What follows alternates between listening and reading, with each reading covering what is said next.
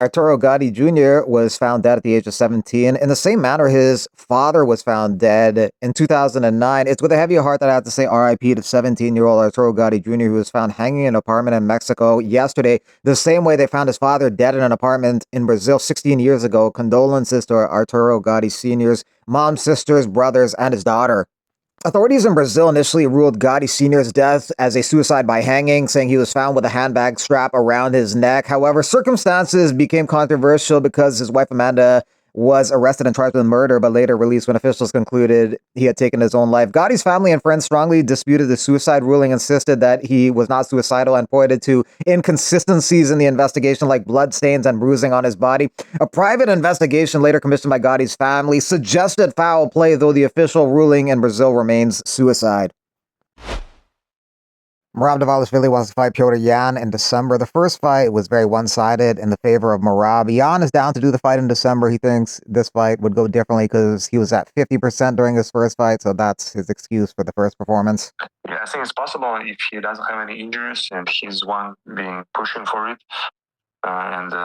If it's line up with UFC plans, it's possible. I've been waiting for this chance and I'm ready to fight in December. And I believe it's going to be a great fight that have a history. Last time I was compromised, I was only on 50%. So this time it will be something different, it will be a great and exciting fight. Will be a really tough fight for Petr Yan, and Merab's a lot better than he was the first time he fought Yan. Yan's typically a slow starter, so he probably won't even be able to steal a couple rounds before getting tired against Merab, so stylistically it would be a tough fight for Yan.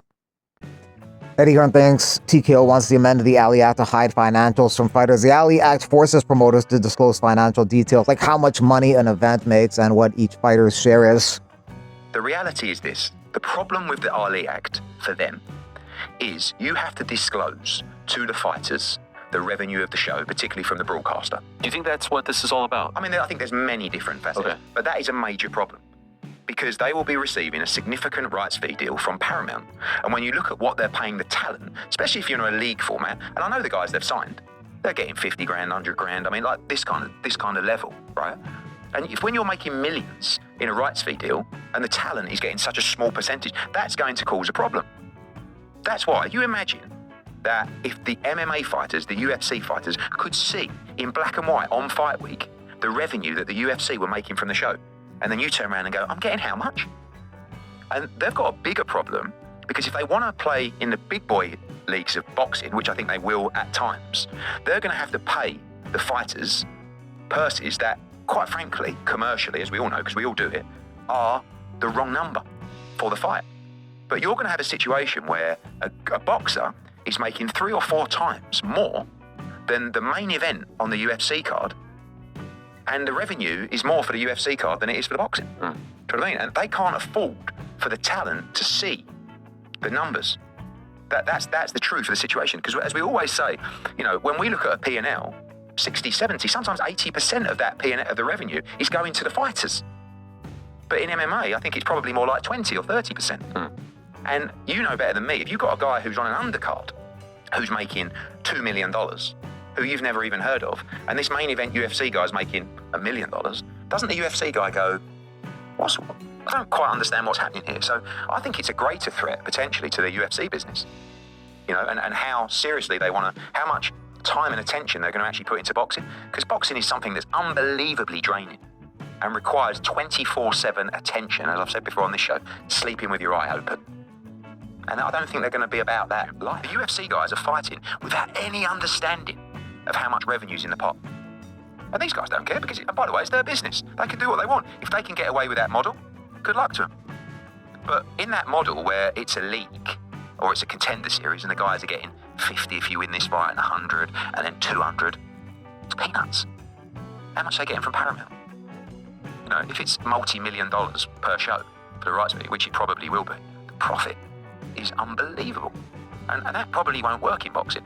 But I don't necessarily think this contender series and undefeated fighters and guys that will fight anyone, with all due respect, it's kind of been done before. Aljamain Sterling has a different look for this movie that he is filming right now. Currently, he has no fight scheduled. Paul Hughes says it was a close fight, but I didn't do enough. I did not fight the way I needed to win convincingly to be one of the best fighters in the world in home territory. You got to operate at 110%. I didn't do that, so it's my responsibility.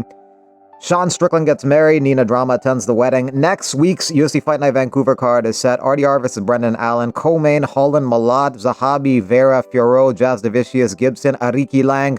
Nelson versus Favola. Featured prelim, Charles Jourdain versus Davy Grant.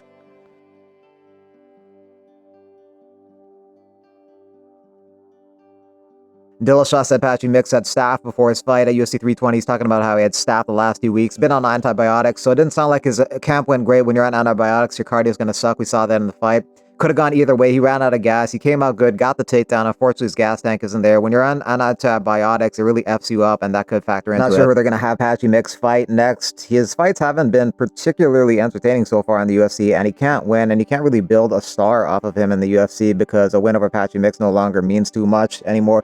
Only thing that was kind of useful from Mix so far was for Mario Batista to get a win over him in his UFC debut. That propelled him to the fight with Umar. If he beats Umar, he'll get a title shot. Carlos Elberg wants to return in February or March. He wants to fight against Alex Pereira for the title, but Pereira wants to fight in the White House in June against John Jones at heavyweight, so we'll see what happens. Maybe Elberg takes on Yuri Prochazka. Prochazka says that Elberg turned down fighting him in Perth and instead opted to fight Dominic Reyes and ended up knocking him out. Karate Combat got a new signing, major announcement coming soon. In the meantime, they're asking people to guess who it is.